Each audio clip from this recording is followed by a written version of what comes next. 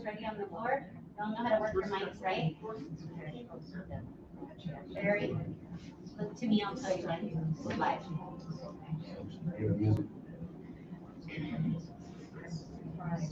Wait.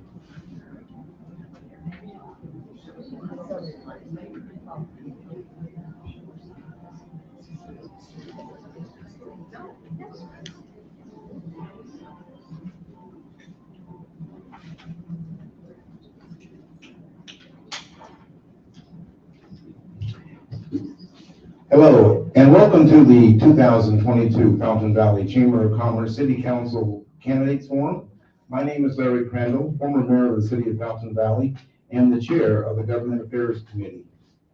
Before we get going, I would like to thank the GAC members who are here, and the only one left who's not up here is Michelle Jensen. Thank you for being here, Michelle. Our timekeeper tonight is Vince Sosa, and of course, you know, our chamber CEO is Memory Bartlett. We would like to thank our event sponsors tonight, starting with Seashore Pest Control, Farmers Insurance, Terry Sims Agency, Republic Services, SoCal Gas, and Hyundai Motor America. To get us started tonight, I've asked our City Council member, Glenn Grandis, to lead us in a flag salute. Please come forward, Glenn.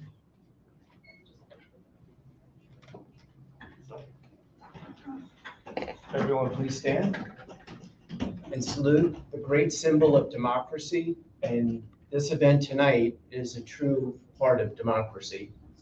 I pledge allegiance to the flag of the United States of America and to the republic for which it stands, one nation, under God, indivisible, with liberty and justice for all.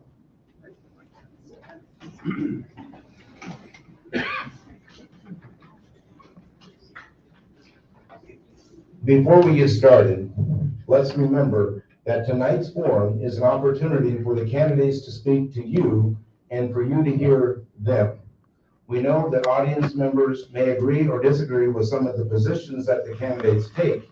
However, to keep the focus on the central purpose of the evening, we would like to respectfully ask that you refrain from any expressions or favor or disfavor, so the attention can remain on the exchanges between the candidates.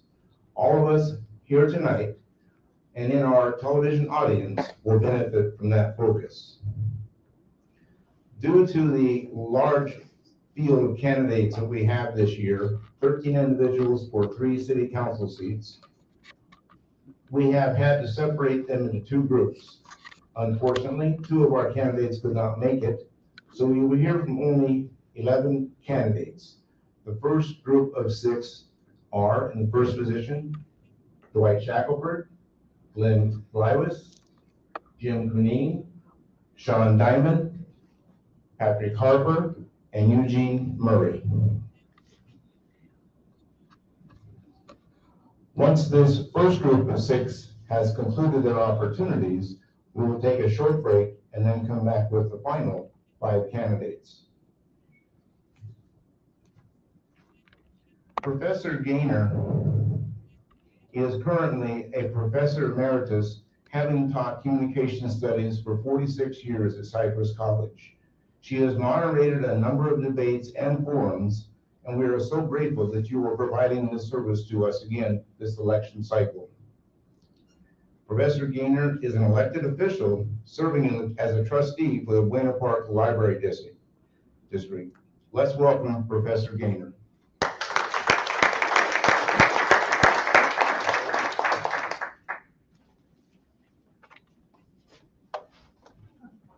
I'd like to thank you for this opportunity to moderate this debate. As Glenn mentioned, the flag may be a symbol of our democracy, but your presence here is a personification of our democracy.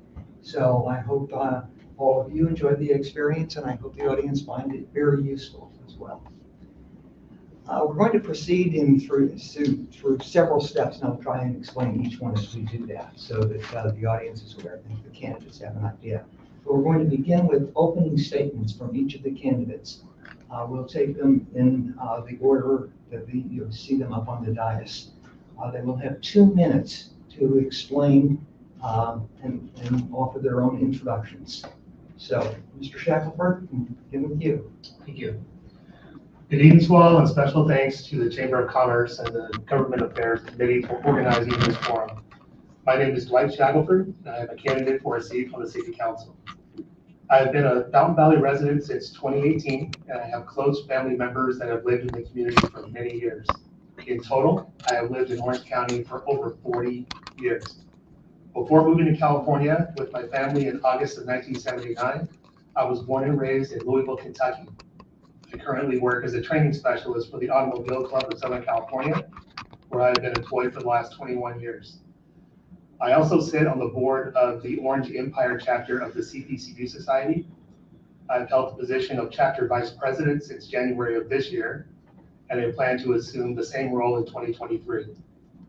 On a personal note, I am a diehard Pittsburgh Steelers fan. Hopefully they'll turn things around soon. My actions are guided by my faith, and I am an ardent supporter of our Constitution, the rule of law, and our nation's military.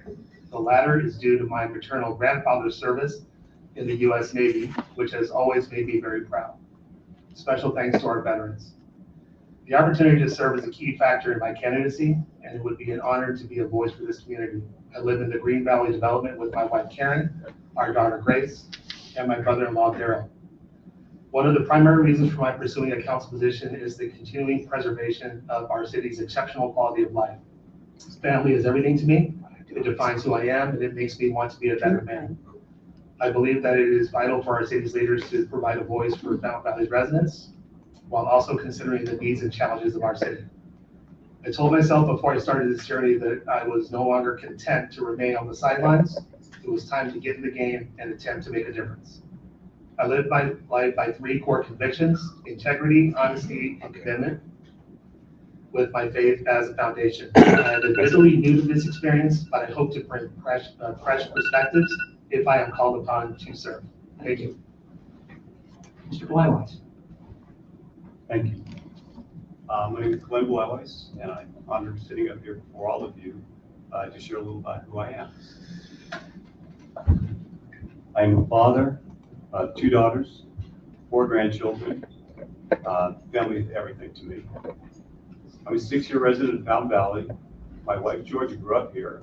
She went to Cox, Masuda, and graduated Fountain Valley High School. She has 3 sons, of all which went to Cox, Masuda, and Fountain Valley High School.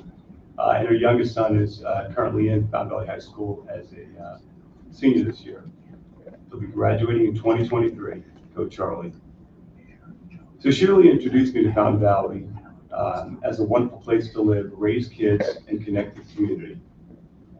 Needless to say, I was sold, and we bought a townhome here a little over 4 years ago.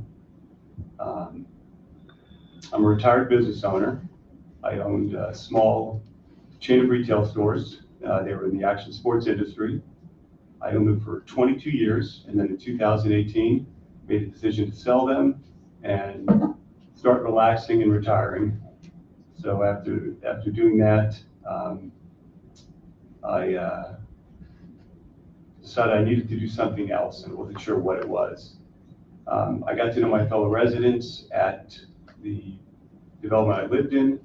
I became the HOA president recently for the last 2 years, and with the HOA, my wife, and some residents, they've encouraged me to run so I can make a difference in Fountain Valley on the city council. Thank you. Mr. Canine. Good evening. My name is Jim Canine, and I'm very pleased to be a candidate on the Fountain Valley City Council. Thank you to our chamber for hosting this important event, and I'm very glad to be here to share my thoughts. I've proudly made Fountain Valley my home for nearly 30 years. My wife and our 5 children were all born and raised here. I want to make Fountain Valley an even better place to live so that my children can also raise their children here. And that's why I've dedicated myself to giving back to our community. I know I can contribute to this great governance by serving as a city council member. You can count on my leadership, experience, and sound decision-making. My top priorities are to provide our firefighters and police with the resources they need to keep Fountain Valley safe, to improve our Fountain Valley streets and parks, especially addressing parking, to ensure complete accountability for our taxpayer dollars, and to attract and retain good paying jobs with healthy businesses. I've effectively served as a trustee of Fountain Valley School District for the past 8 years. During this time, I've developed leadership skills that I will use to represent you as a city council member. I've served on the city's GPAC, the Community Foundation, as a planning commissioner, on the Housing and Community Development Board, and also as a Rotarian. As a licensed civil engineer and managing director, I'm responsible for a multi-million-dollar budget and over 20 professionals. Our city is facing moderate fiscal challenges in this post-pandemic time, and we'll bring that lens of discipline and efficient and effective spending to the council. I want safety in our neighborhoods, including no short-term rentals. Programs for our youth and seniors are important, and so I have the leadership experience to be your city council member, and I look forward to this important work. Thank you. Thank you. Mr. Diamond. Good evening, all. My name is Sean Diamond. I'm a longtime resident of Fountain Valley from 1979 until 2000 when I joined the United States Navy. After a few years in the Navy, spent time in rural Nevada and in the Oregon coast. But Fountain Valley has always been my home. I've always had the desire to serve my community, thanks to the example of my dad. He's always been one to help others in need. I've been a volunteer firefighter and EMS. I've also been part of emergency communications team. When I heard about the upcoming election, I decided this was a great opportunity to serve the community. I was a bit hesitant to run, but with the encouragement of my amazing wife, I decided I'd give it a try, even though I'm far from the usual candidate. I am not a business professional. I am what most would refer to as a blue-collar worker. But I have begun to see this as a positive thing because I see things from, from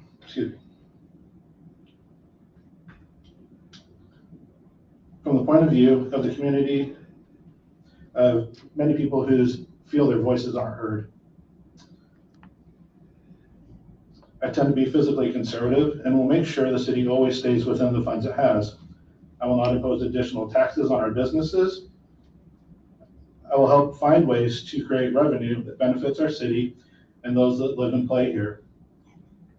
I will bring a truly objective point of view to our city council. I have no self-serving interest to be had, just the most honest desire to be part of something bigger than myself. Thank you. Mr. Harper. Thank you. My name is Patrick Harper, and for those of you that don't know me, I'll give you a little bit of background. I grew up in Northern California and went to college at UC Santa Barbara and then moved down to Southern California. For most of my career, I was in the private industry, CPA, and served in various executive positions in finance for differing companies of all sizes. We moved, when my job ended in 2009 after the recession, my wife and I, and we had 3 small children, we were looking for a place to live. And we traveled around the United States, thought we might live somewhere else, but we found Fountain Valley and came here because of the schools. And as we lived here, starting in 2010, we got to know the nice place to live that Fountain Valley is. And so we've been very happy with the schools here. We started a business. My wife and I both do taxes, so we're doing CPA October 15th is coming up. I'm looking forward to that. But since a few years after we moved here, I joined the Chamber of Commerce and got connected with some folks on the City Council. They encouraged me to volunteer for the Planning Commission. I served 4 years on the Planning Commission and now 4 years on the council and currently serving as your mayor. My 2 guiding principles while on the council is I want to make sure that anything we do protects our quality of life and keeps Fountain Valley a nice place to live. And I'll end there, but turn it over to Mr. Murray. Mr. Murray. Yeah, my name's Eugene Murray. But my name's Eugene Murray. I've lived in Fountain Valley for 40 years. My family on my father's side has lived in California 250 years. So I have quite a background in California history. I went into the service and worked nuclear weapons. When I got out, I went to Cal State Fullerton, got my degree in physics. And that's what kind of makes me different. Very seldom do you see a physicist run for public office. But it just turns out I also worked on my master's degree in bioethics, where I studied the Constitution.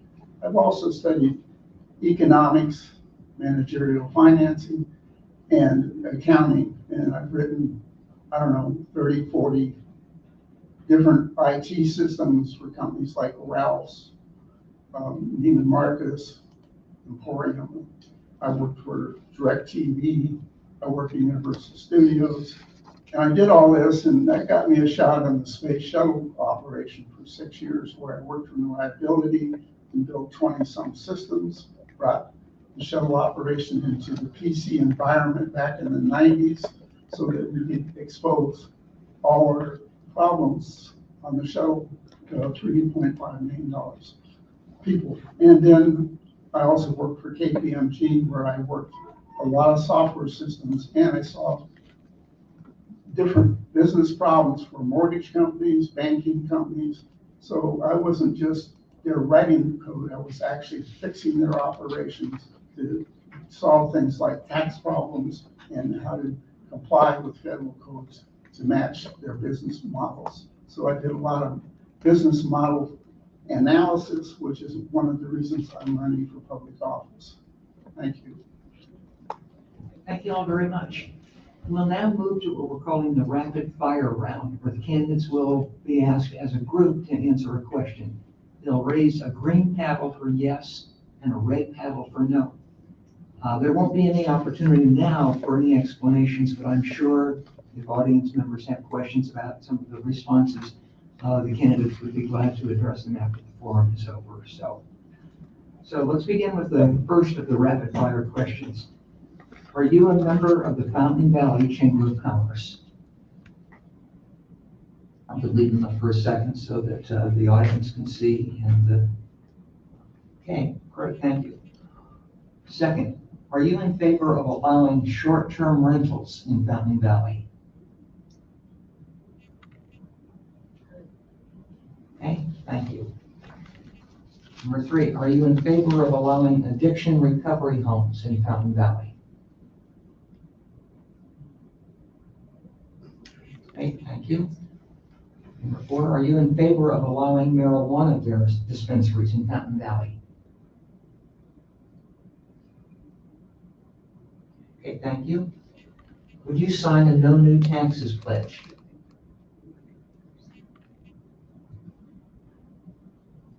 Okay, thank you. And finally, are you in favor of high density housing in Fountain Valley?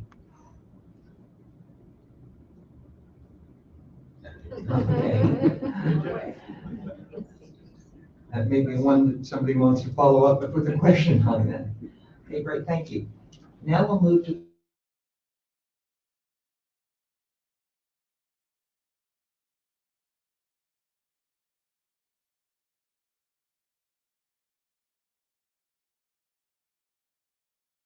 familiar with that, but just to explain to everybody, they will all have an opportunity to respond the same number of times during this. So we'll begin with question number one.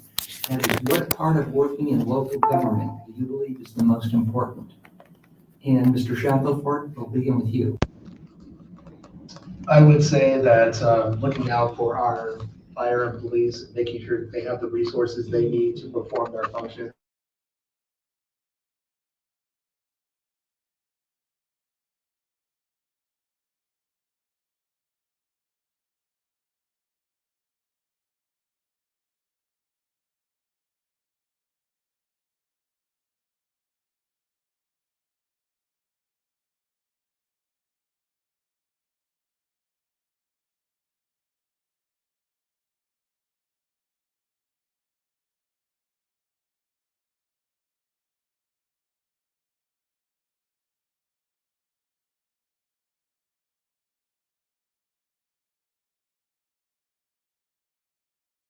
You want to go to sleep at night and feel safe and knowing that you're being taken care of, you want your police and fire taken care of. At least it's also very important to make sure that the staffing in Fountain Valley is taken care of. Because the residents who need things done, they're going to call the Fountain Valley City Hall. They need something taken care of. They need a code enforced or whatever it might be. And they have to feel like they're being reacted to. When businesses are opening up businesses and they need to come to City Hall and get their plans checked and everything they need to do there. It needs to be a very smooth, clean process. So there has to be enough people there to take care of the needs of the citizens of Fountain Valley and the businesses of Fountain Valley. Thank you. Thank you. And our third person on this would be Mr. Harper. Thank you. Working in local governments, there are a lot of important things that we do. The first thing, as city council members, we represent the residents, and we're elected by the residents to represent their interests and make sure the city is run to the best of their benefits.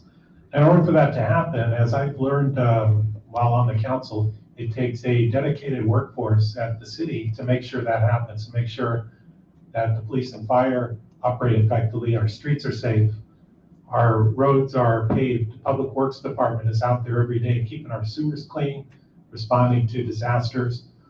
We have city managers and the accounting staff that deal with all the regulations and the rules that cities have to deal with, whether it's from the state or the federal. But making sure that our city is run efficiently is a lot of work. So it's hard to really single out any one area as being the most important. But from my standpoint as a council member, my feeling is I'm a representative of the residents, and that's my first job, is to make sure that the city runs well and responsive to what the residents want. Thank you. Thank you. Our second question is, what fiscal issue would you tackle first as a council member? And our first respondent would be Mr. Kineen. The first fiscal issue I would tackle is looking at our revenue sources and just looking at the current 22-23 budget. If you just look at some of the salient items, one, it's about 126 million is the projected budget. But if you drill down into the revenues, you see that that's probably about 73, 74 million. And so I would really take a hard look at where do those revenue sources come from. You'll see that sales tax is about in the low 30 millions, which represents about 40 plus %. And within that is Measure HH, which is projected to draw about 15 million. And so, really sales tax is the largest piece of our revenues. The other part is property tax, which generates a lower percentage. And then there's conditional revenue, comes from permitting, and then also TOT. So there's a number of sources of revenue. I would say really focusing on how to drive up those numbers would be one of my priorities as a council member, particularly the sales tax, because that can really tie into some important increases, particularly tied into business, with how we reach out for increasing those revenues. Thank you. Thank you. Mr. Diamond, your response. Very much the same. Revenue is always going to be key in keeping the city physically sound. Also, the transparency of where the money the city's spending is key. And I think something that's important along the lines of revenue is to make sure that we are a business-friendly community, streamlining the opportunity for small businesses to come in and just to bring their businesses and their employees to our community. Okay, thank you. And Mr. Murray. My first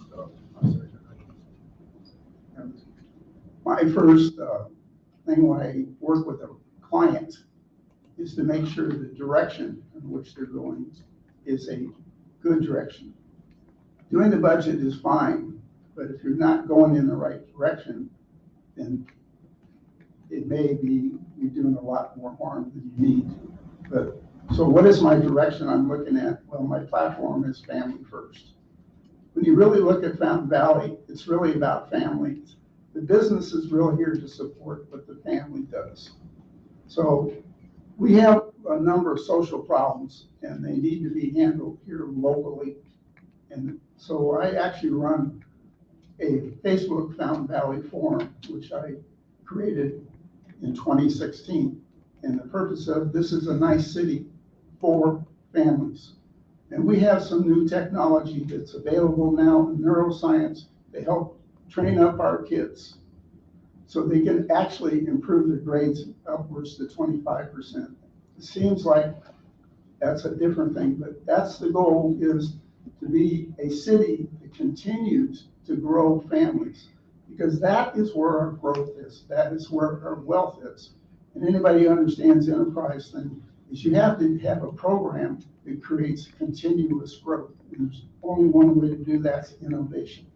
And the source of all innovation is family and their children.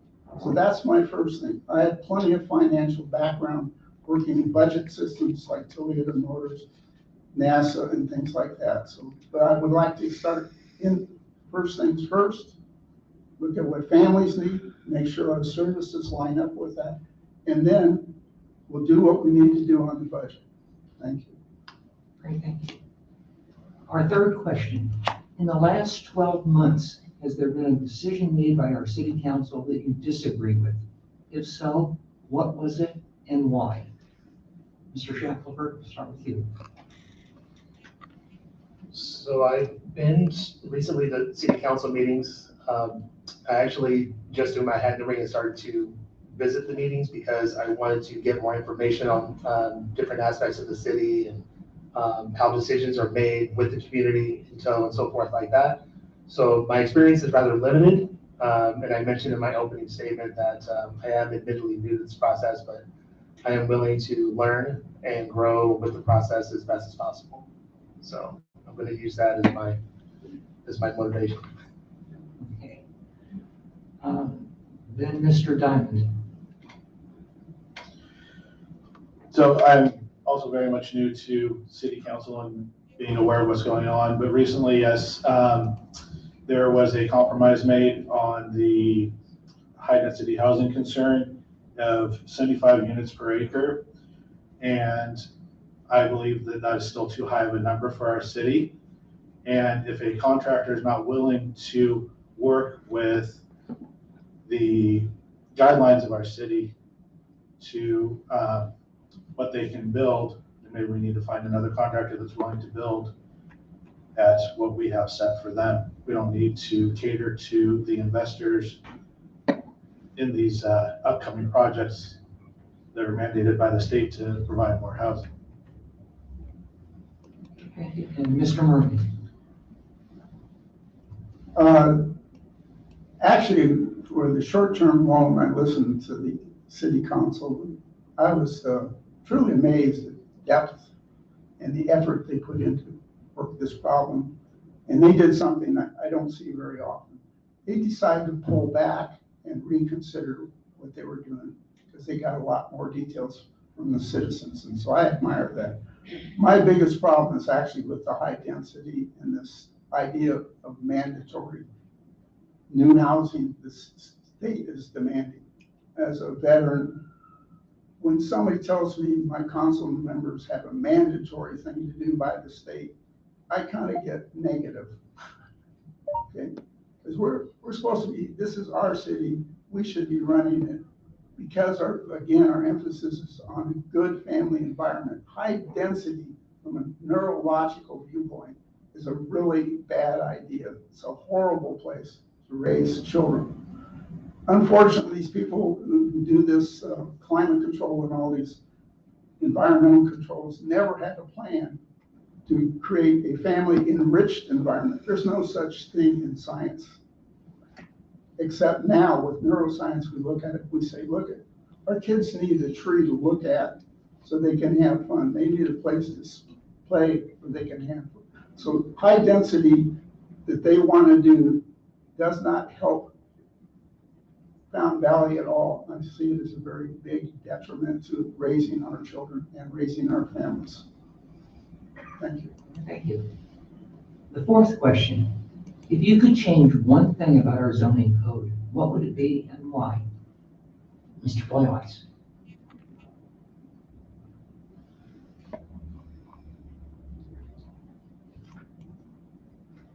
as a newcomer to this process, the first thing I would have to do is to truly understand the zoning code.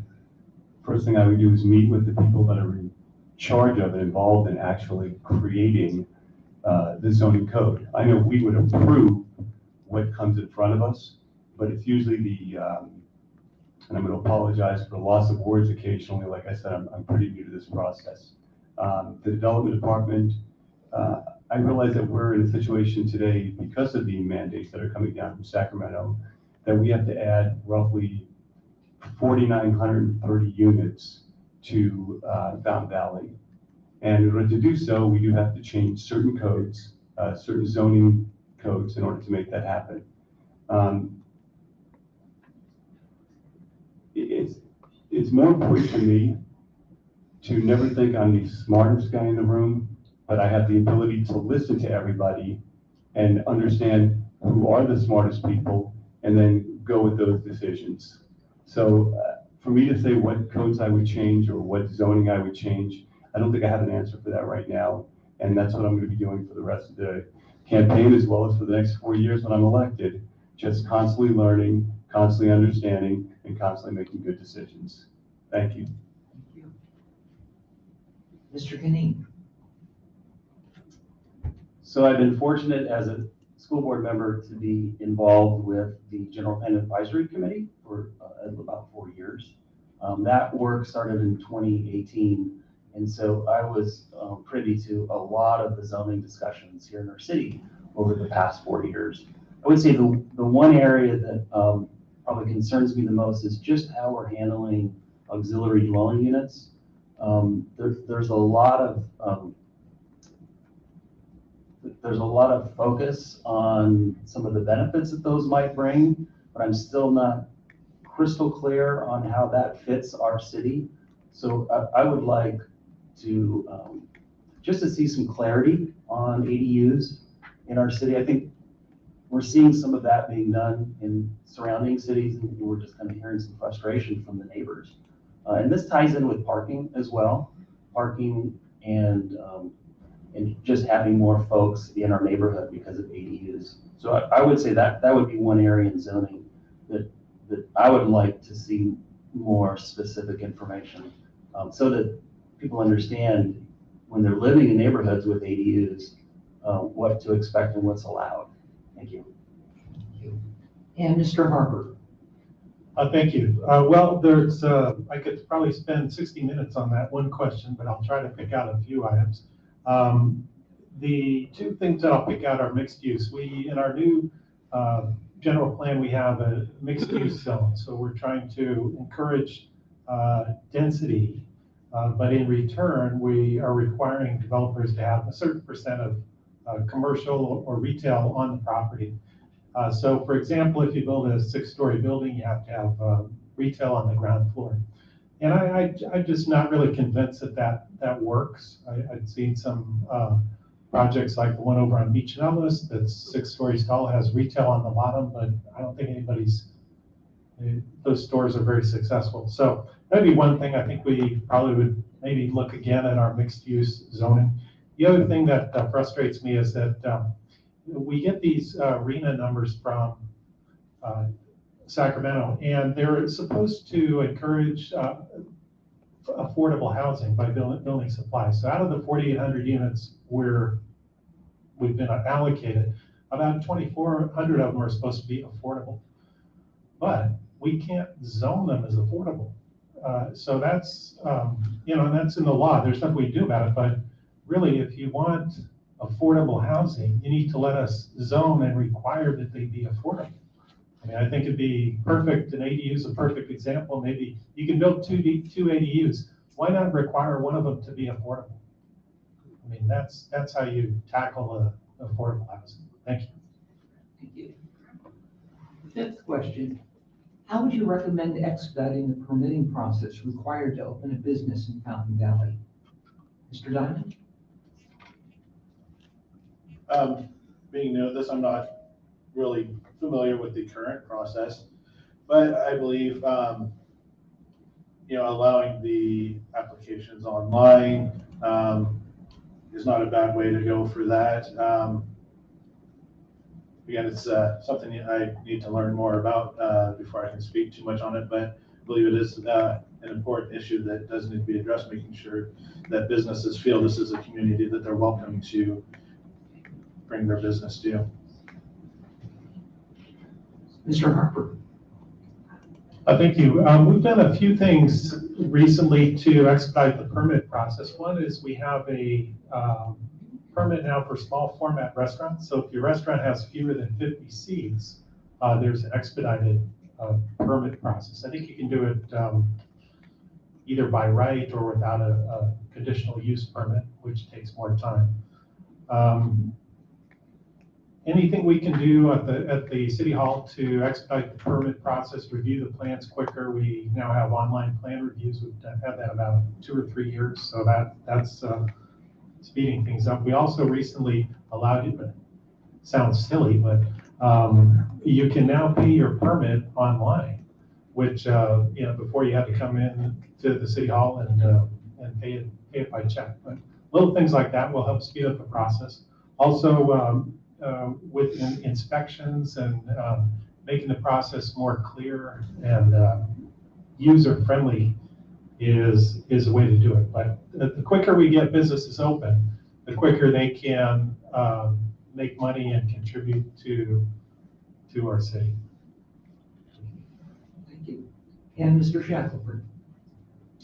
So in addition to some of the things my colleague just mentioned relative to the permitting, I think those individuals that can demonstrate worthiness to get a permit could help streamline that process as well. So in addition to making it online, in addition to, I would just say looking at their background and making sure that they're, they're checking the boxes, so to speak. And if they can prove that, then they can, speed through the process a little bit quicker rather than, be faced with red tape. Thank you. Number 6, the city's obligation to CalPERS is significant. How would you propose managing that deficit? And we'll start with Mr. Murray. I really don't know the details of that, so I'm just going to pass. Thank you.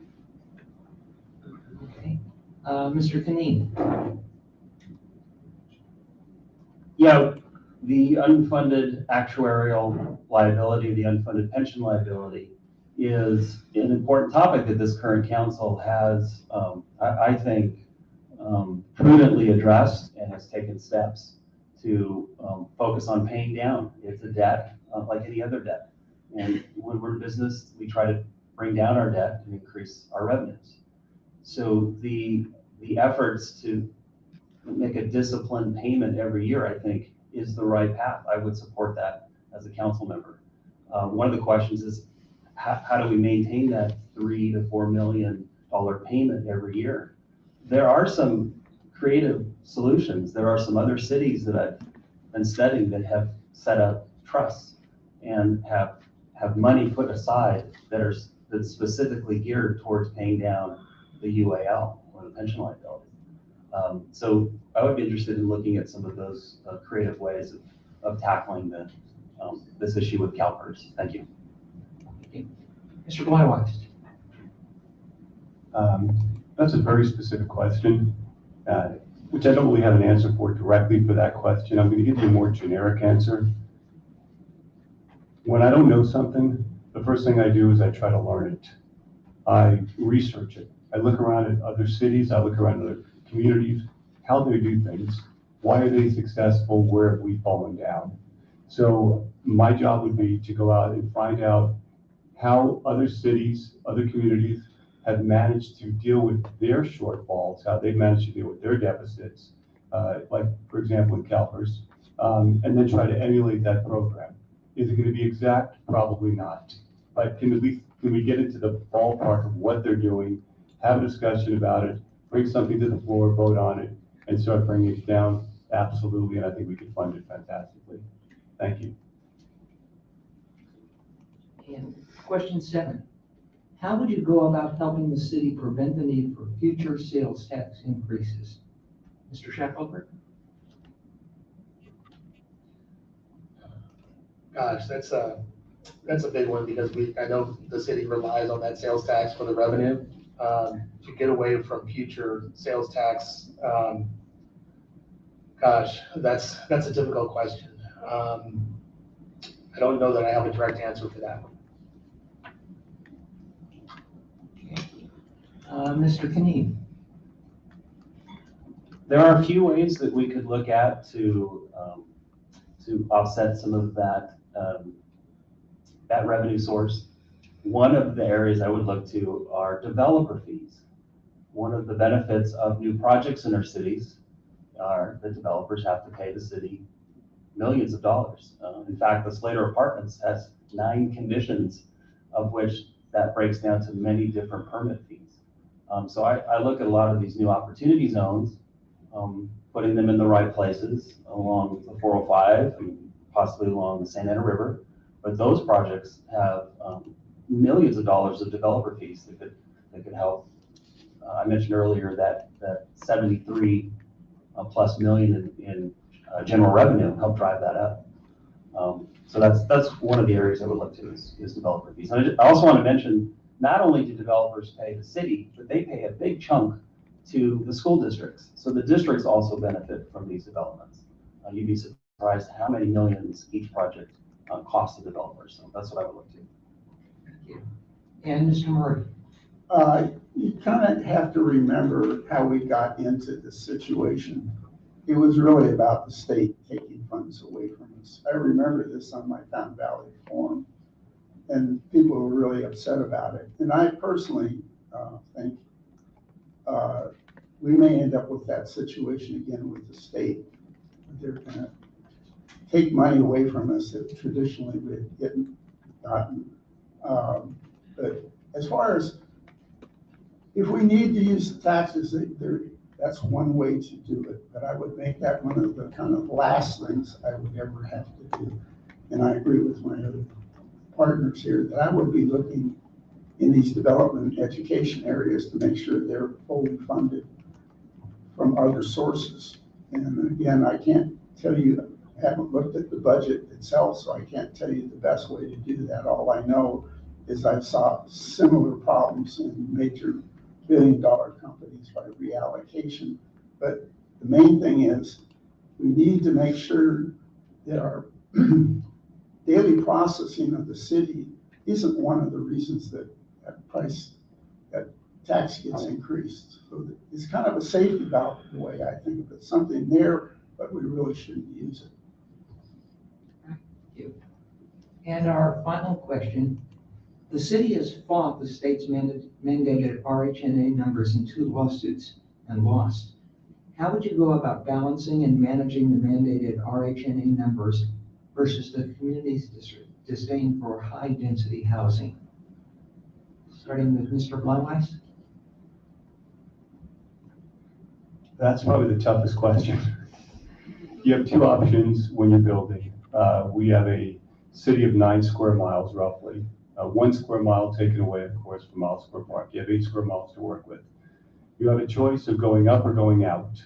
So if we're a pretty built out city already, then that means we need to go up in some ways. I'm not for high density building as a general rule. I can't justify putting 100 homes on an acre or 75 homes on an acre. But I do understand that there are certain areas in the city that we can handle that, whether it be 60 acres or 60 houses or 50 houses on an acre. I don't know what that number is, but I'm sure people that are a lot smarter than me that we meet with and find out what the numbers are and drill down in the actual statistics to find out what would actually happen. That would be where I would want to look. So if you can't fight the state, which I think we should, and I know there's organizations out there that are actively fighting the state on their RHNA numbers. There's a group, I believe, that handles 479 cities out of 482 cities, and they lobby for them at the state. And this would be one of the things I would just hope we could do, just lobby and bring our numbers down, if not get rid of it completely. Thank you. Mr. Diamond? I agree much the same. It's a fight that's been fought. Huntington Beach has been one of the front runners trying to fight these arena numbers. Unfortunately, it's a fight it looks like we're losing. We need to find the best way to manage those numbers and to make sure our infrastructure is sound and can handle these numbers. And if our infrastructure isn't going to be able to handle these numbers, then maybe that's something that can be addressed with the state to prove that these numbers are not right for our community. Thank you. That completes the open-ended questions. Looks like some sighs of relief there. We can move to the closing statements. In this case, we'll take the candidates in the reverse order of the opening statements. So, Mr. Murray? Actually, I'm going to go back to that last question. And this is one of the reasons I ran for this office, is because this is my neighborhood. It's not the state's neighborhood. And I have a problem. This is a multi-dimensional, multi-level problem.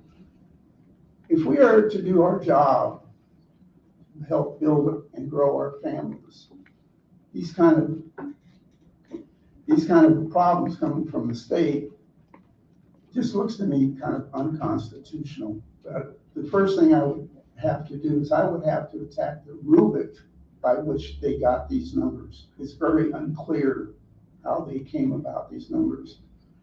And so I think that from just that point of view, and we don't get a say in this, and that's a problem, because that says Fountain Valley really is not, can't control this. Our city council is working against a hidden foe. And this idea of the top-down anti-state way of the way this California is running is not, as a member of this family for 250 years, this is not the way we did things. Thank you. Thank you. Mr. Harper? How much time do we have? 1 or 2? 1 minute. Oh, just 1 minute. Okay. All right. Well, thank you for holding this forum tonight. I'm going to tell you about the last 4 years and leadership. You need to elect somebody who's a good leader on the council. Over the last 4 years, I have participated in the leadership with COVID, getting body cameras for the police, implementing a new ambulance program for the fire department that's saving about $1 million a year. This year as mayor, we made the single largest investment in homelessness in the city's history. We hired CityNet. We had the anti-camping ordinance that we just reinstated. And so far, CityNet has helped 28 people assisted with homelessness. So I'm very proud of that. We're on track to reach our 20-year goal to retire HH, so we won't have to continue the sales tax at the end of 30 years. We're installing fiber optic throughout the city. And throughout the time I've been on council, I've wanted to highlight the dedicated workforce that we have here in the city, make sure that we have the best people and that they love working in Fountain Valley. Thank you. Thank you. Mr. Diamond? First off, I just want to thank you all for the opportunity. And just to remind you, I'm not a business person. I'm just a blue collar worker and a renter. And a lot of people in our community that work blue collar don't feel our voices are being heard. And I want to help those voices for the blue collar workers in our community be heard. Thank you. Mr. Canine? I believe I'm qualified to be a council member because I've proven to be focused, objective, accessible, fiscally responsible, and committed to community service. I believe that the city of Fountain Valley needs my continued leadership, expertise, and governing experience to ensure the highest quality services with the lowest possible tax base. I've worked in private business for over 35 years. With my experience in both the public and private sectors, I know how to run government more like a business. As your Fountain Valley School Board member, I've delivered on results.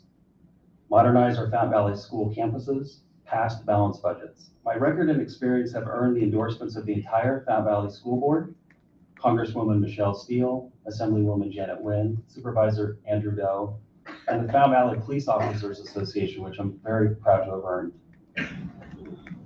I'm asking you to trust me with the matters of the city of Fountain Valley like you did for the Fountain Valley School District. And so I respectfully ask for your vote. Mr. Bluntwise. Thank you. My business and personal background has provided me with the skills to connect with my community, learn to build things from the ground up, and work as a team to ensure growth and prosperity. I will ensure our residents and business owners feel heard and are treated fairly. I will support measures that promote a wide variety of community activities for all residents and visitors. I have ideas for adding community events and venues that would bring in much needed revenue to minimize new taxes and to draw in outside money to support our local economy. I respect law enforcement, firefighters, first responders, and I will focus on community safety, including parking. I will direct my efforts at cultivating current businesses and attracting new businesses to ensure they thrive and add variety within our community. And I will fill need gaps to draw in customers and increase revenue. Thank you again for considering me. I appreciate it. Thank you. And Mr. Shackleford. Thank you. Thank you all for being a part of this forum and for giving us all the opportunity to speak. My objective coming into this evening was to give potential voters a chance to get to know me on a personal level while also getting to know me as a candidate. As a resident of the city, I have a vested interest in gaining a better understanding of the concerns that matter to residents. As I have interacted with people from around our community at various events and gatherings, it has become clear to me that the challenges and issues faced by our city are also faced by other cities. We are not alone. Whether it's producing more affordable housing, tackling homelessness, or taking a stance on short-term rentals, these challenges are not unique to Fountain Valley. I have had the pleasure of attending city council meetings, speaking to residents, and hearing their concerns. It has been an education for me to be sure, but more importantly, it has allowed me to gain a sense of what Fountain Valley residents value most, and that is a nice community to raise families. Thank you very much for the opportunity. Thank you. And that concludes our rounds here. I think I speak on behalf of the audience when I say thank you to the board, the people on the dais, both for running and for appearing here tonight to express yourselves. And I think I also speak on behalf of those on the dais to thank the audience for being here and listening to the candidates, and that you will be voting on November 8th. Thank you very much. We'll take about a 5-minute break. We'll switch out the candidates and we'll be right back. Thanks, good job. Good job.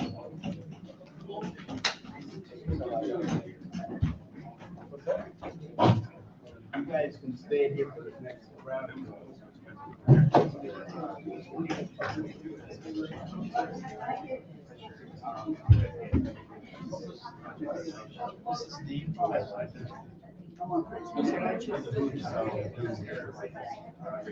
Glasses, that's Jim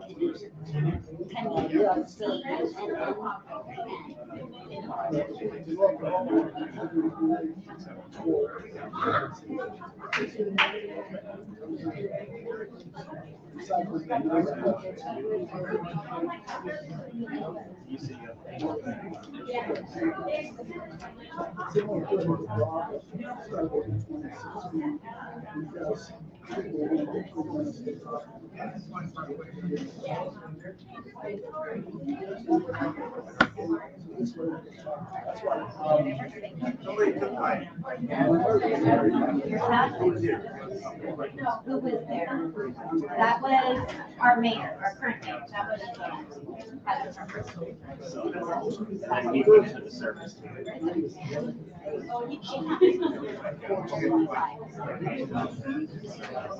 just real quick, can I get your comments? The mic. You need to press it. So you're green, light blue, and then it'll turn it on. Oh, no.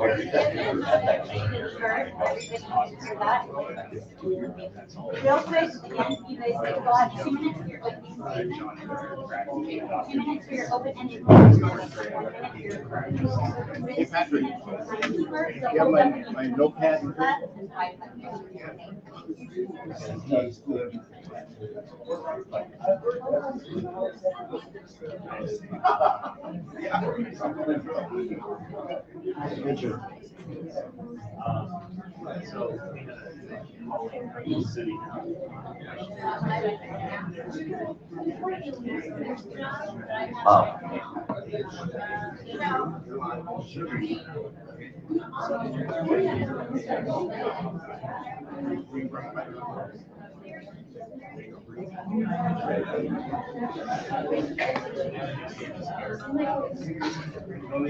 Daryl. Wyman.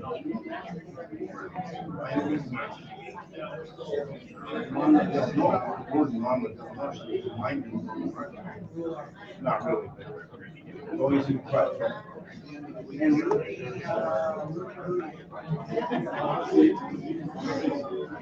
Thank you, sir. You stole my pen, didn't you? That was Vincent's.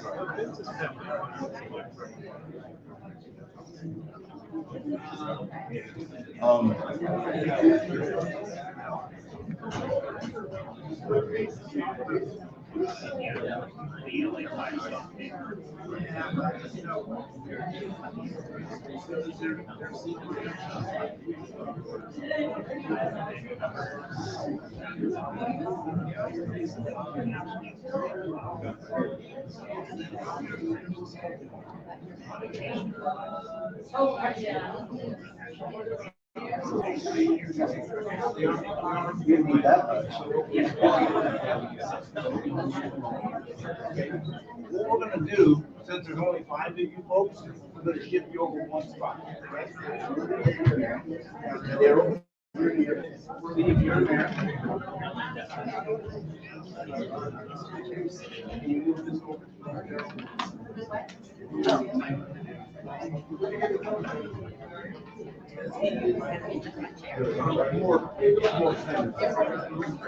Yeah, you will.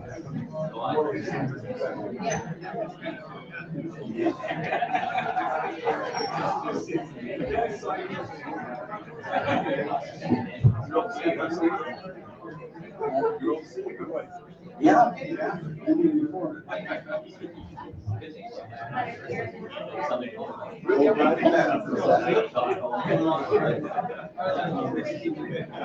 You're not home. We're ready. We're ready. Yeah. You guys are ready. If you're all ready, we're ready. Okay? Oh, did you explain? This is the only thing I didn't explain. I should probably explain. We have some rapid questions. Look close to the front. I'll ask you yes or no. Okay? Hold it up there for a little bit. You like babies? Yes or no? And leave it there for a while till we tell you. No, our marriage did this on the question.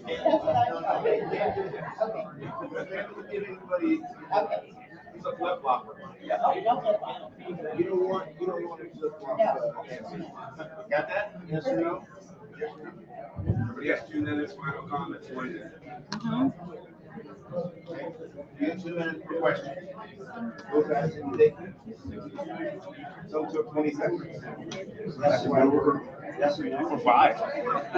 What they think? They go by. No, you got to answer. No. We don't like those answers. If we have the audience sit down, we're going to get going. We're on the roll. That took less than an hour. Okay. You guys get the same number of questions. Everybody's going to sign up for 20 seconds and then you last 5. Please look up. You'll see a ton of kids. First guy, I had my shoes. He didn't get confident. I was approached back there by smoke.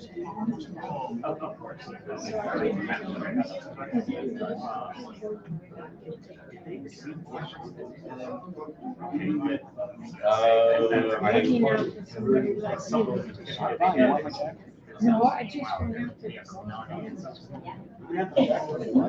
Oh, absolutely. I don't know how to do it here. And I'm doing this. Actually, I've been here. So. You know what? He's got a good That's Harper. That's Harper. Come on, the dice.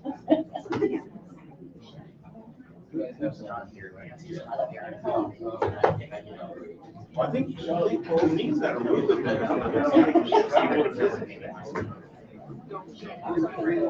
Sir, how are you? Jim Cunine, are you in the house? You want your phone? $20, $20, $20, $20, $30, $30, $30, $30. They're trying to trade up. Who else wants their phone? Sales tax for the city right now. No, it's off market. Off market.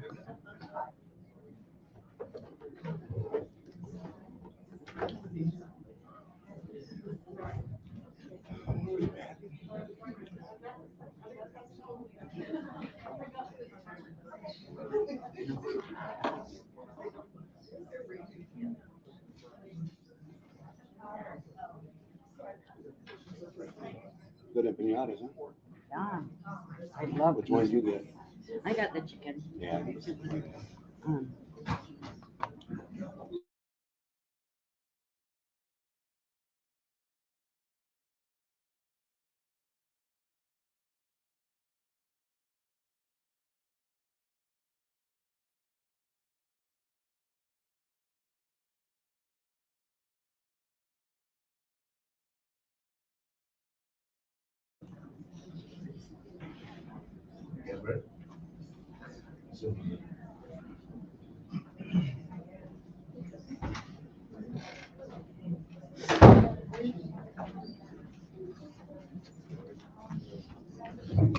Well, welcome back. That was a quick change out, so now we have our final 5 candidates.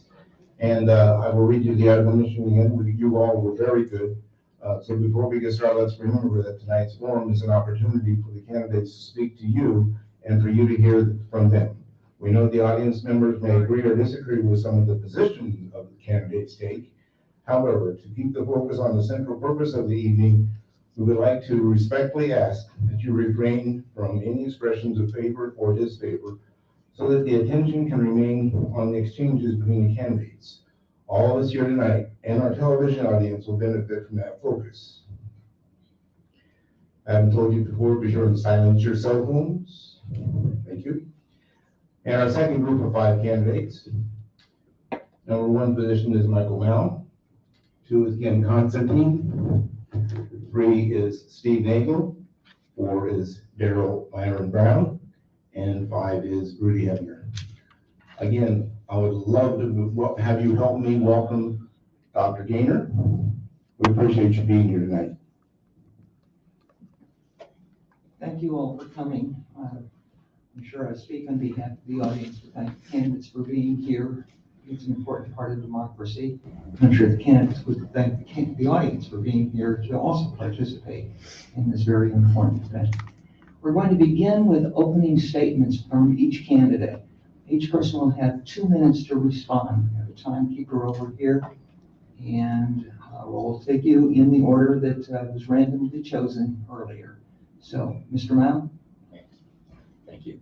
Well, aloha neighbors. I'm running for city council because I want to ensure that our community grows and it remains a safe, clean, and welcoming place for all of our residents. I'd like to share a little bit about myself because I think some of you may not know me. My father's Chinese and my mother is Irish German, which is why I have a last name like Mao and I look like this. But to really confuse people, I married a Latina. So our kids are Mexican, Chinese, Irish, German. I served our nation for 32 years as an Air Force veteran and a retired CIA officer. I've lived in every region of this country and overseas.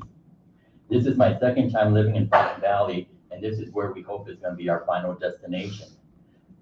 I have had the privilege of briefing our political leaders, the director of the CIA, military generals, and the Cal State University presidents. I have developed, implemented, and managed national and regional programs and managed substantial budgets, and to have supervised teams of professionals. I presently serve our community as an HOA board member, volunteer for local events, and active within my church and our neighborhood watch. I have donated my time to be a Boy Scouts committee troop leader and supported my son in earning his Eagle Scout and supported my daughter in getting her Girl Scouts Gold Award. I was elected as the president of a nonprofit. I've been a longtime mentor to high school students and college students. I'm also currently serving on the San Diego State University Veterans Alumni Board. Through a life well lived, I've acquired a broad view of the world, have empathy for those with different views and cultures, and recognize the uniqueness and value of each individual. My qualifications are based upon a history of proven personal experience, but my best experience was marrying my wife 22 years ago. Thank you. Ms. Constantine. Sure. I am Kim Constantine, our Fountain Valley Mayor Pro Tem, and very pleased to serve you for the past 4 years. And with your support, I look forward to continuing on for another 4-year term. For years now, I happily volunteer a good amount of my time daily in my community, being easily accessible, informative, and connecting with countless residents and businesses in person, on social media, telephone, and email. Additionally, I regularly post a great deal of important Fountain Valley information and events on Facebook and other social media platforms. For relaxation, I volunteer in different capacities of the Friends of the Library bookstore. If you are watching our recorded city council meetings, you have heard me saying a firm no on high-density housing, electronic billboards, and short-term rentals. You also then hear my council member ideas for future consideration, involving many ideas for city council member transparency and community awareness. Well, I will keep trying, certainly, and I'm persistent. I want to clear up 2 things that you may be hearing. While the state of California is saying cities need more housing, the state is not saying the housing needs to be high density. That talk is from property owners and developers. Then you hear about affordable housing. Truly affordable housing is for those with extremely low income and very low income. And Section 8. The affordable you hear involving a luxury apartment rentals complex, for example, is definitely not the same affordability. So just wanted to clear that up, and thank you so much for allowing me to be here. I thank the Chamber of Commerce, the city, and PCTA. Thank you. Thank you. Mr. Nagel. Yes, thank you. And thank you, everybody, for coming out tonight. And those at home, thank you for watching. And I think you'll learn a lot from the candidates up here. And I just want to introduce myself as being a former Fountain Valley City Council member, 3 4-year terms, 3 times mayor, and also a proud member of the Fountain Valley Fire Department for 30 years. I've had the opportunity to hold nearly every position in the fire service, with the exception of fire chief, and I retired as battalion chief, fire marshal, building manager. With my experience here in town, I think I bring a unique opportunity to serve the public again, and my understanding of the city, I think, is second to none. I've been on the sanitation district, I've been on various committees, Southern California Council of Governments, and also been very active in our community with the Boys and Girls Club as a board member for 13 years, and also on the Fountain Valley Kiwanis Club for 15 years. It's been a great opportunity to get in with our volunteers in our community. Our city has an outstanding record of volunteerism, and I couldn't be more proud of being part of that and being able to serve the public the way I have.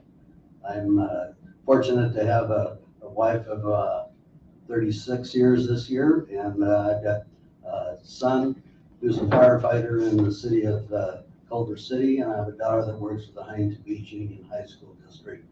I'm very proud of their achievements, and also look forward to being part of this community again as a public servant. Thank you.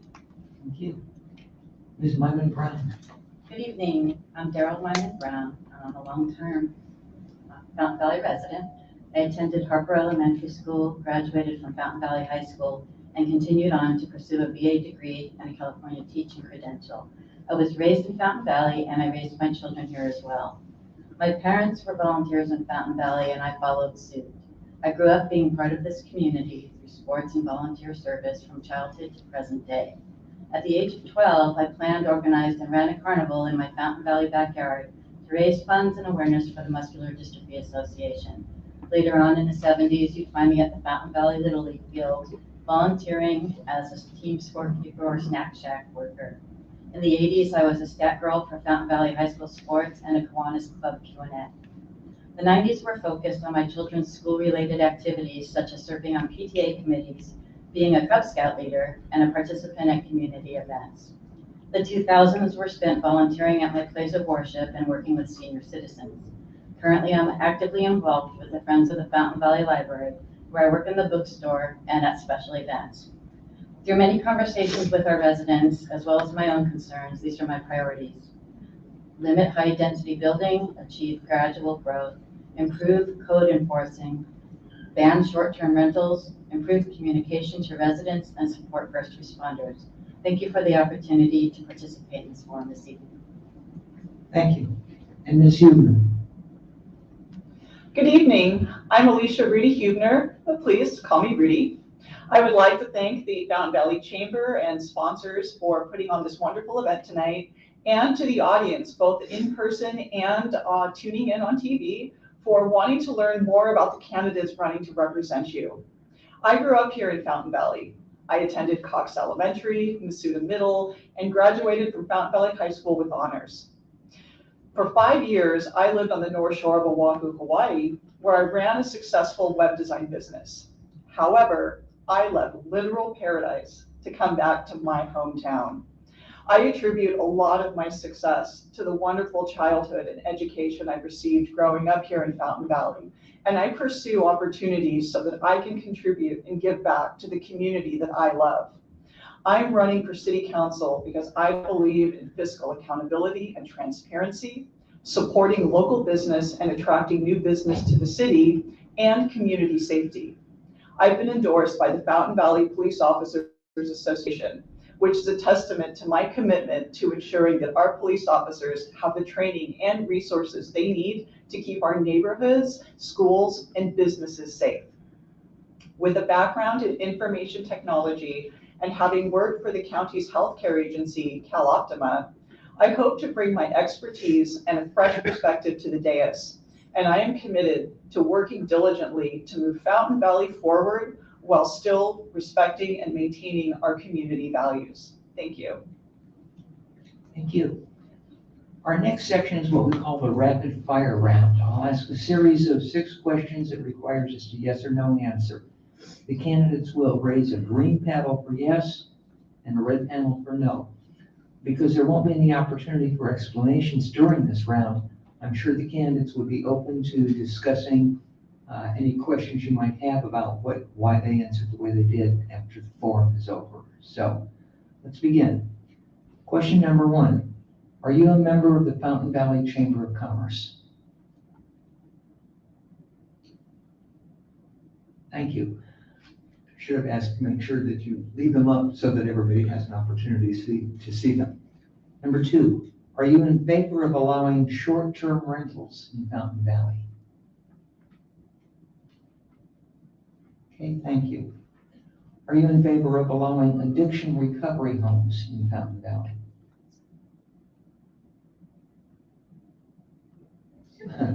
Change your mind. Okay, thank you. Are you in favor of allowing marijuana dispensaries in Fountain Valley? All right. Would you sign a no new taxes pledge?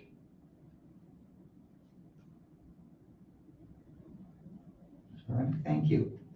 And finally, are you in favor of high density housing in Fountain Valley? Okay, thank you very much. Our next section will be the open-ended questions. Candidates will be asked a question. Each person will have 2 minutes to respond. The timekeeper will give you signals over here. On each question, 3 candidates will be responding to those. They were chosen in random order on this in terms of the questions. There'll be 1 question that has 4 people responding. Again, that was all chosen randomly, but we had to do that to make sure that everybody had the same opportunity to answer the same number of questions. So, all right, so let's start then with question number 1. What part of working in local government do you believe is the most important and why? And we can start with Mr. Mao. Okay, so if I understood the question correctly, it was what part of working local government Do you believe is the most important and why? Okay.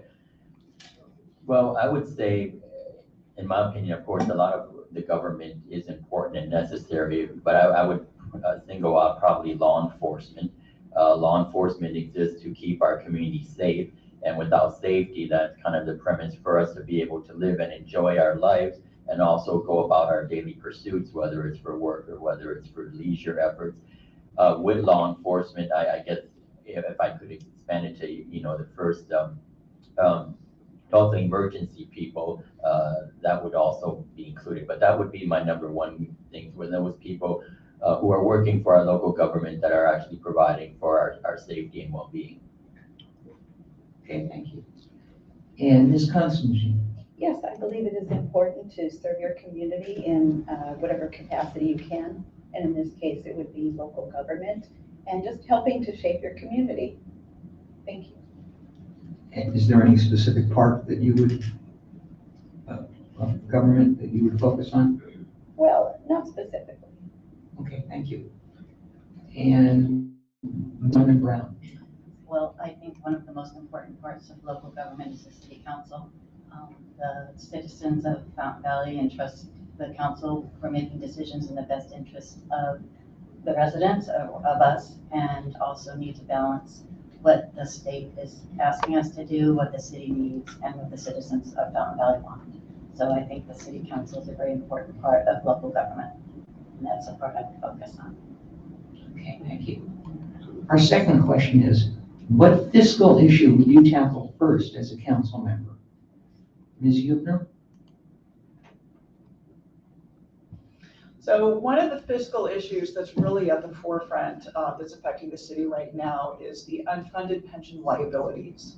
And when we're looking at actions that the city can take to pay down our debt, I think that we need to be mindful in identifying revenue streams that will bring revenue to the city and allow us to pay down this debt at no cost to residents. So if elected, I will seek out these opportunities so that we can achieve fiscal solvency, and that when something like Measure HH sunsets, there will be no need to raise any further taxes in the community, because we will have achieved that fiscal solvency that will allow us to address these unfunded liabilities that are currently facing us right now. Thank you. Mr. Nagel? Same question? Yes. Okay. I believe the most important thing at this time is inflation. We have inflation that's running rampant right now, and looks like we're headed for a recession. And we have to keep a budget that will make certain that we have funds available and that we don't overspend on what we bring in, and that our costs are going to increase because of supply issues, and also the inflation issue is creating a lot more costs for us. We just recently, at the last council meeting, had an increase of 25% over our police cars that we purchased last year versus this year. So that caused a big increase in the cost involved. Just with 4 vehicles, went over $200,000. Okay, thank you. Next question. In the last 12 months, has there been a decision made by our city council that you disagree with? If so, what was it and why? Let's start with Mr. Mao. Okay, in general, I think our city council has done a good job for our city. There is one glaring example, though, where I did not agree with the decision that they had come to, And it's not an easy decision to come to, and certainly I don't denigrate anybody for having voted for it, because people have to vote in the way that they see fit. However, I know we have, as a city, we have to meet our arena numbers, and in some cases, we may need to have, some high-density development somewhere. But I was certainly opposed to putting high-density development in what's already a high-density area. And that would be the Slater Investment Project, which is going to be taking over the place where Silky Sullivan's in. That's already a very high-density area. You cannot park there on the streets at night at 5 o'clock anywhere. And even though they're going to have parking, it's not going to be adequate. They're going to have some spillover in traffic. So I think, looking around Fountain Valley, we have a few other locations where I necessarily wouldn't be opposed, depending on what, of course, the development plan was. But that was one that I was opposed to. Thank you. Mr. Nagel? Yes, I hate to jump on the same bandwagon, but I agree the Slater Properties project, I think, went too high for the location. And I think we do have places throughout the city that would be better suited for high rise and high density. I did hold my card up saying I was against high density, but there are certain locations along Santa Ana River that I believe would be better located spots and wouldn't obstruct or influence negatively our local neighborhoods that we have tried to keep at a good level and not overcrowded with parking from nearby condominium complexes or apartments. Thank you. Ms. Constantine? Yes, there were two for sure. The electronic billboard for by the water tank. I'd been opposed to that since 2014 when I started paying a lot more attention to the issues in the city. And then the Slater Investments Project, which will approve the demolition of Silky Sullivan's and the two adjacent office buildings. It's too big of a project. It's a small corner. It doesn't work. So those were two. And I voted against those when the agenda items came before me. Thank you. Thank you. Fourth question, if you could change one thing about our zoning code, what would it be and why? Ms. Huebner? So I've been following this issue rather closely, attending council meetings, GPAC meetings, and planning commission meetings. And I have to agree that our new zoning that we approved, which allows mixed use, is a step in the right direction. And I would like to see some more research done and some more creative applications so that we can use this new mixed use zoning, which will bring in business and revenue to the city, but also allow to build condos and townhomes that can be purchased. Because young people, young professionals want to be a part of Fountain Valley. They want to raise their families in Fountain Valley. And I don't feel that that door should be shut to the next generation so that they can't experience the wonderful childhood that I experienced. And so by building condos and townhomes that can be purchased, that'll allow the next generation to set roots in Fountain Valley and be able to take advantage of all the wonderful schools and amenities the city has to offer. And it invites more businesses to come in and open shop in Fountain Valley. So I would really like to see some diversity in our mixed use zoning that's more amenable to businesses and opportunities for folks to purchase homes instead of just rental properties. Thank you. Ms. Constantine? Yes, along the same lines too. I really have a high regard, and a lot of people do, for single family homes, townhomes, condos, that sort of thing. We just really don't need a lot of high density here in the city. It's going to look at a place. It's going to create parking problems, traffic problems, and it just does not fit here, quite frankly. So I would hope that we would have some development projects that were a little easier on our city. Thank you. Okay. The fifth question is the one that was chosen randomly to have 4 people responding to it so that we have equal time for each person. So the question is, how would you recommend expediting the permitting process required to open a business in Fountain Valley? Mr. Nagel? Yes, that's a good question, and I believe the city has done some things to help speed up the process, and one of the things is just a basic checklist of how the business will fit in, depending on the type of business. There could be a quick over-the-counter plan check on what they want to do and not have to go through a lot of hoops. Once they've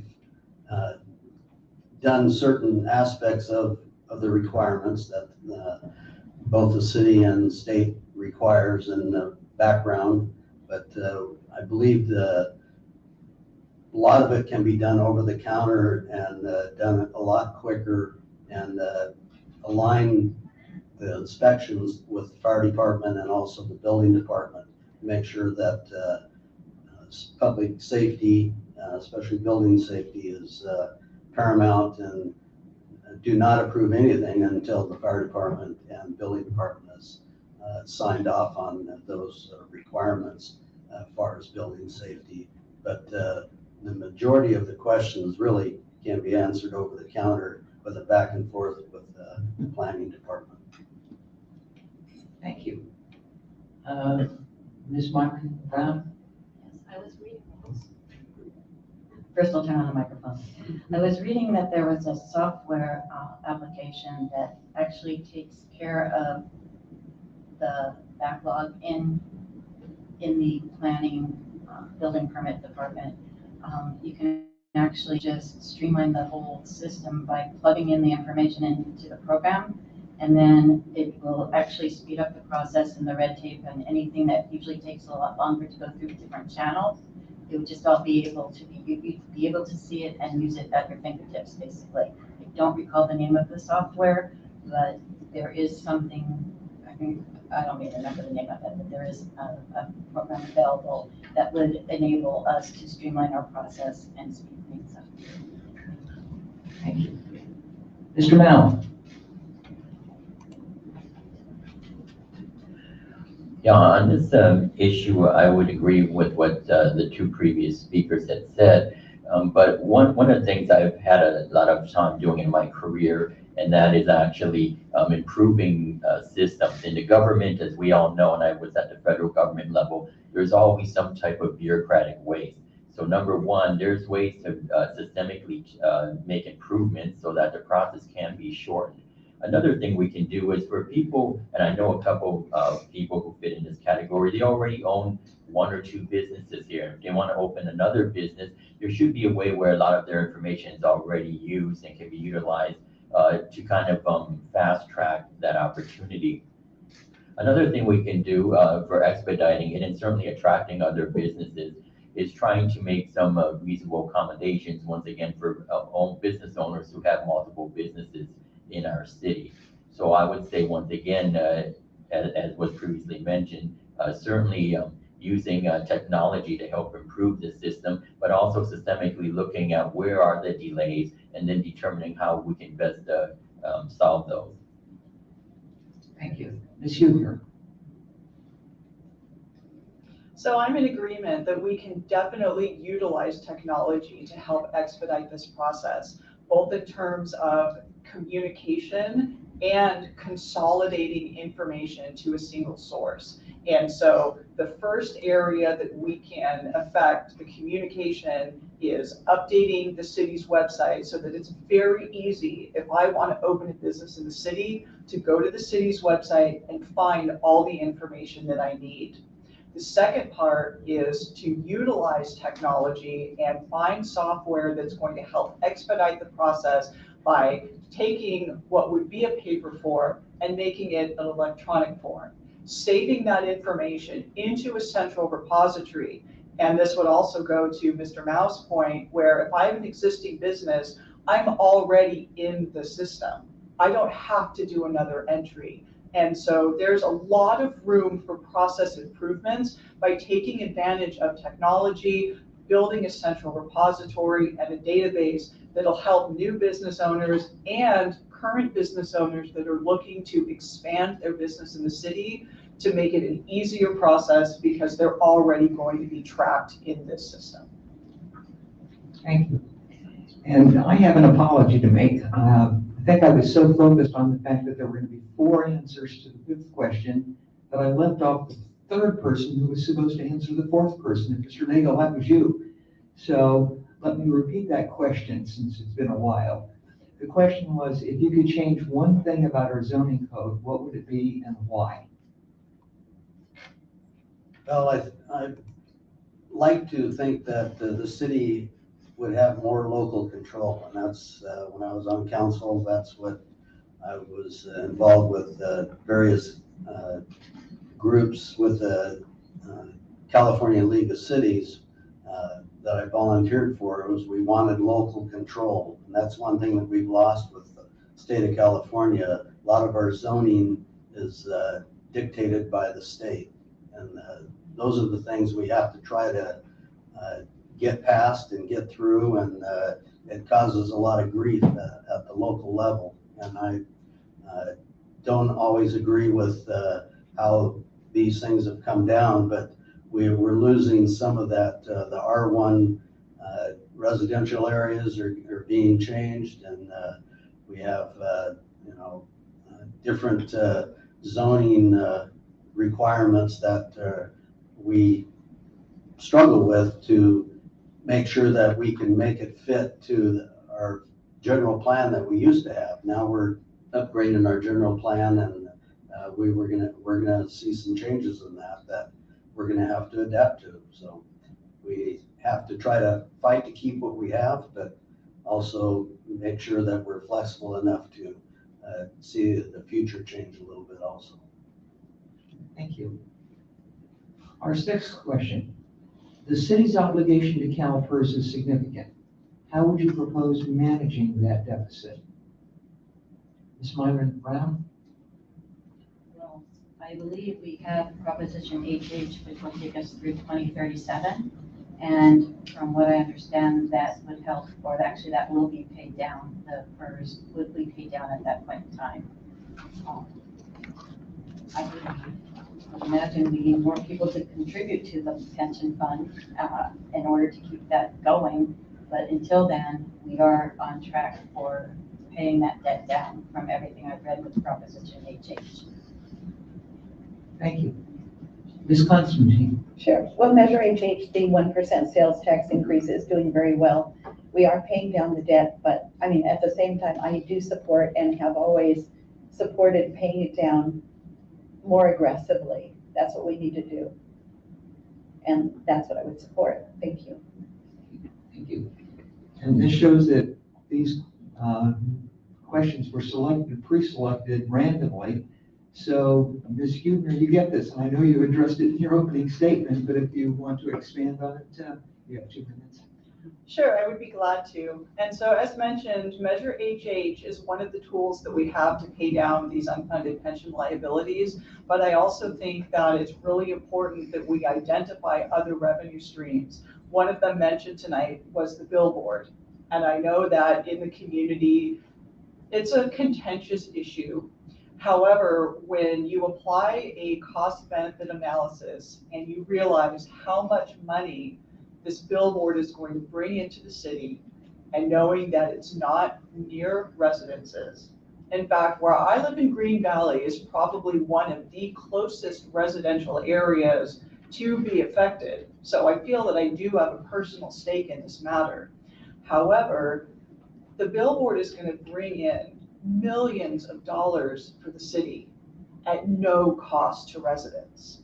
And this is an example of a revenue stream that could be used to pay down our city's debt and pay it down quickly and responsibly without having to levy further taxes on our residents. Thank you. 7th question.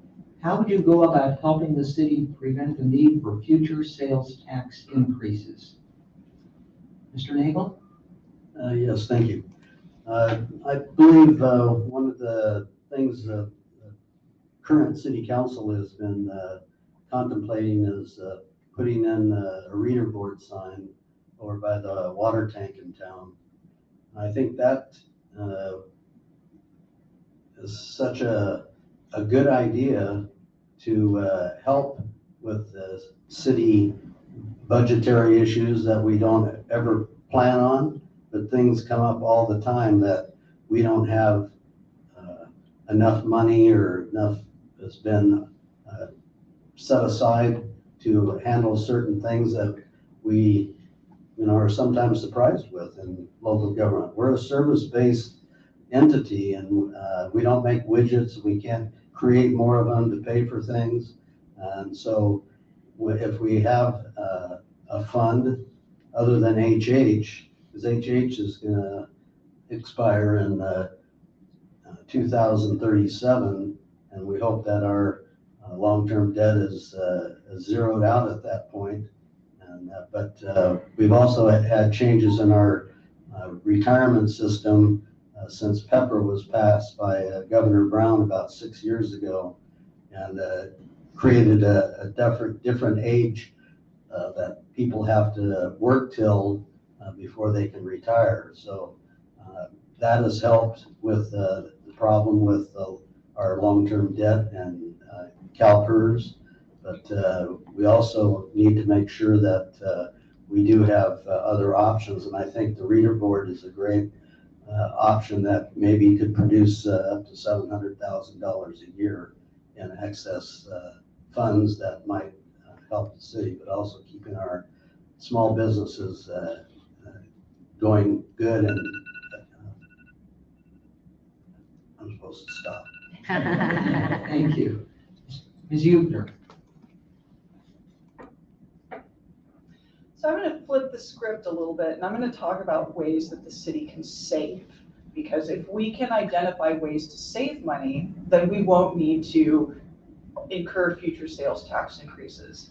And here's where having a background in technology really comes into play, because I do believe that there are opportunities within the internal workings of the city staff where there are outdated processes that could be improved. And if we could utilize and leverage the technology that's available today to take a process that would take a staff member 3 days, now all of a sudden that takes 1 day. That's a huge time saving, and that's a huge cost saving. And so I think that we've discussed at length ways to bring revenue into the city, but I think there's also an opposite side of that coin where we can really take a look at what are some of the more cumbersome processes, the day-to-day processes that come with operating the city that could be streamlined and made more effective so that we're operating more efficiently and saving money. Thank you. Ms. Monmouth-Brown? One of the things that I would be open to, and I think would be a good idea, it wouldn't affect the taxpayers of the city, but it would generate more revenue for the city, and that would be to increase our percentage of the TOT tax. That way the cost would be passed on to tourists, and it wouldn't have an effect on the residents of the city, but would enable us to receive extra revenue from that. Also with the up and coming ban on short-term rentals, to actually use platforms, use whatever it takes to get back taxes for the short-term rentals that were in operation that were not collected by the city. We also have an opportunity, from what I understand, to go back again with the short-term rentals and collect back fees for the licenses and permits and things that were never obtained in order to run businesses in the United States, in Fountain Valley. Thank you. Thank you. And the last of our questions. The city has fought the state's mandated RHNA numbers in 2 lawsuits and lost. How would you go about balancing and managing the mandated RHNA numbers versus the community's disdain for high-density housing? Mr. Manow. Yeah, that's obviously a tough question to answer, and certainly it evokes a lot of different emotions and reactions from our residents.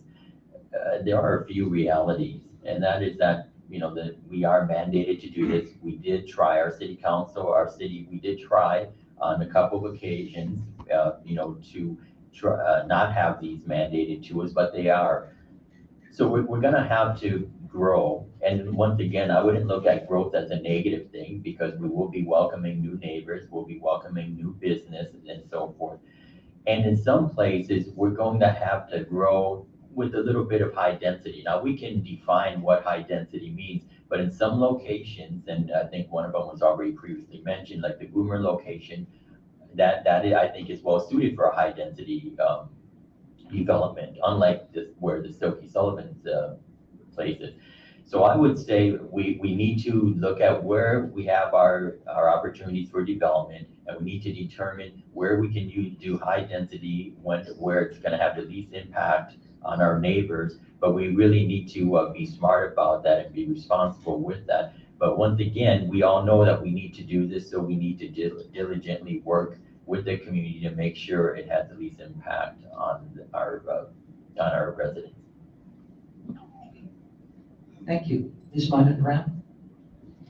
With Arena, we have quite a large number in order to meet for planning purposes for achieving the 4,839 units. I have a concern with balancing what we need to do and what we are mandated to do.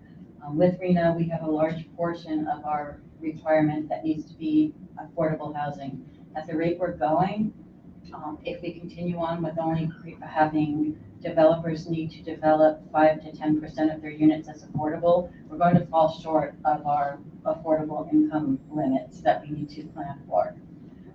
As far as balancing it with the people out here in our city, we need to plan for those affordable housing units and make them more a part of what we allow to be built here, or we are going to end up with even more mandates and even more units that we will need to build at some point in time in order to meet our affordable unit numbers. I think that's being skirted over in some ways, and we're being short-sighted by not planning for these to be accounted for at this point in time, and then we're going to end up having to build high-density homes down the line if we haven't built them now, or excuse me, not now, but if we haven't accounted for them in our current plans or future plans for development. Okay, thank you.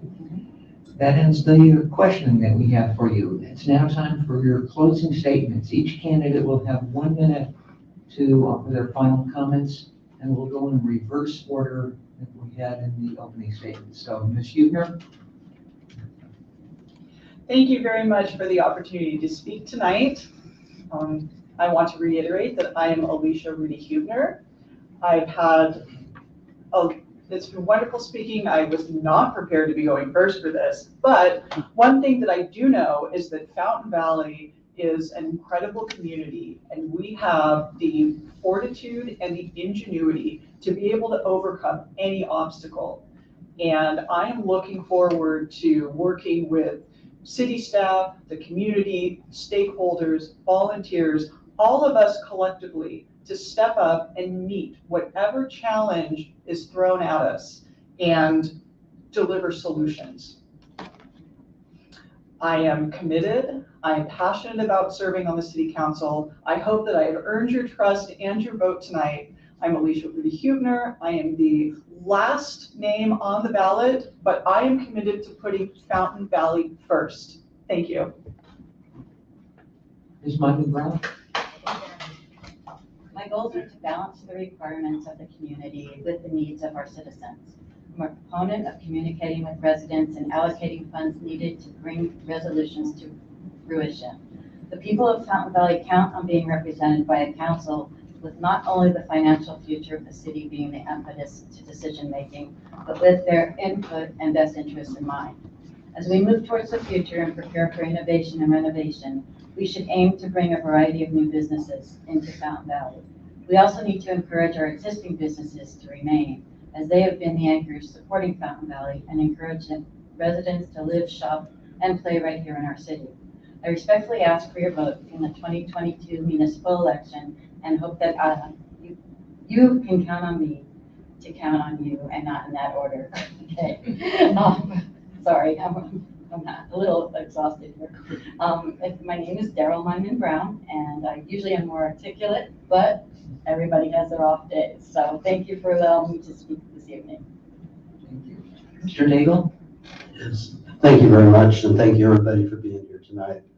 I want to offer a few words to say I have been here before, and I have loved every moment of it that I was here for 12 years. But I've had a lot of friends ask me to run again and help bring some common sense and maturity to council. And I think we've got a good group of people here that can do that. And I would like to be part of it again, if you so wish. It is your vote. And I appreciate it if you would vote for me, but we can go a long ways in this city to make it more profitable. Like was mentioned, hotels, TOT tax, the reader board sign, those are things that will help us get to the future. Thank you. Thank you. Ms. Constantine? Sure. Well, I didn't get to answer the last question, so I would like to say I would like to see more hotels here and for us to be more focused on the affordability aspect of housing and not necessarily quantity, number of units. We will be submitting the RENA numbers, the general plan update to the state. We will fulfill that, so we have no problems there.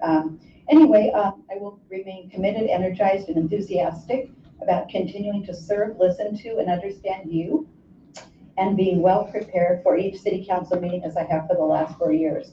Thank you very much for your support and vote. And I again want to thank the Chamber of Commerce, PCTA, and the city for hosting. And thank you very much. And Mr. Mallon? Thank you, everybody, for coming this evening.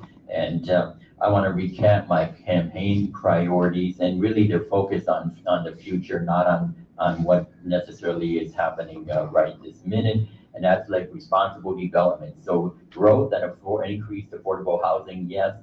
High density development in high density areas, it's a no. Public safety, we have to look at the future. Fountain Valley is going to grow no matter what. So we already need to start anticipating what are going to be the needs of our law enforcement. Are they going to need more officers? Are they going to need more vehicles, etc.? We also have to look at our fire department. We have to start considering whether they have that third fire station is going to be something that's going to need to come into play as well.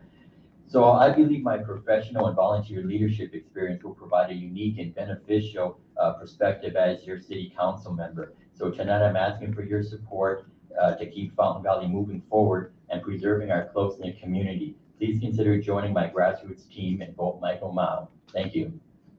Thank you. And that concludes the second round of the forum. I'm sure I speak on behalf of the audience when I thank the candidates both for their willingness to run and their willingness to be here and meet with their constituents.